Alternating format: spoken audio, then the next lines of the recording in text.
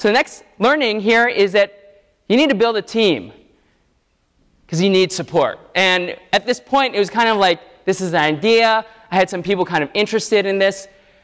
But if you're really going to execute on an idea after you've done some initial assessment, you got to build a team. Because I myself, as you heard from my background, I do not program.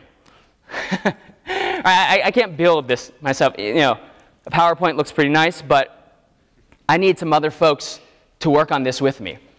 And this goes into building a team. And I think one thing I want to leave with you here on teaming is this quote here. I thought that this is one of the most powerful quotes I've ever read. If you want to build a ship, don't drum up people to collect wood and don't assign them tasks and work, but rather teach them to long for the endless immensity of the sea.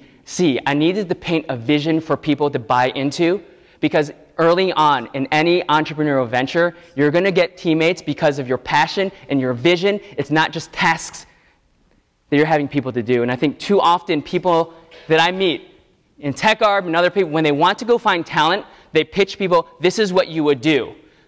Pitch them what they can be a part of. Teach them to long for the immensity of the sea, your vision. We can change the face of evaluation for students. We don't want to rely on these numbers or just these words on a piece of paper anymore.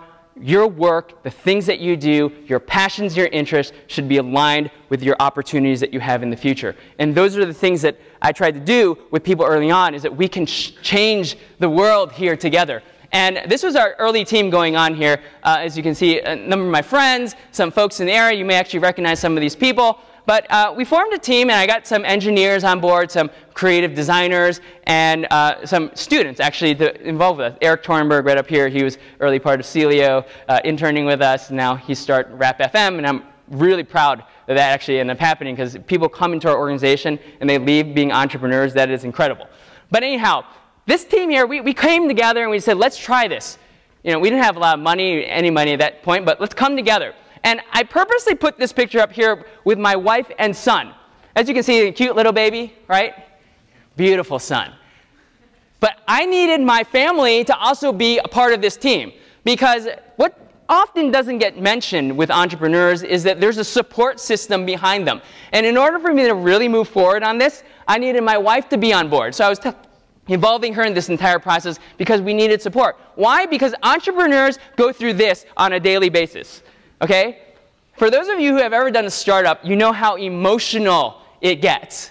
Entrepreneurship is not steady. I mean, there's emotion up, like, there's some weeks that people are crying on our team. Like, it's just constant crying. And then it's very exciting. Like, this is the best job in the world. And the next day, even next hour, this sucks. I can't believe this. This is the worst thing in the world. But anyway, you need a team. Not only because you need to build something, but you need a team because you need to support one another, because it's so volatile as a startup. You're trying to change the world. You don't have any resources. You don't have any market traction or things like that. You want to have a team so that you can weather the emotional ups and downs.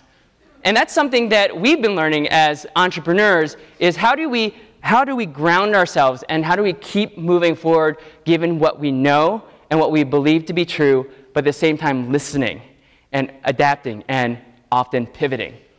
And that's an important part of having a team, is a team that can support one another and also execute on an idea.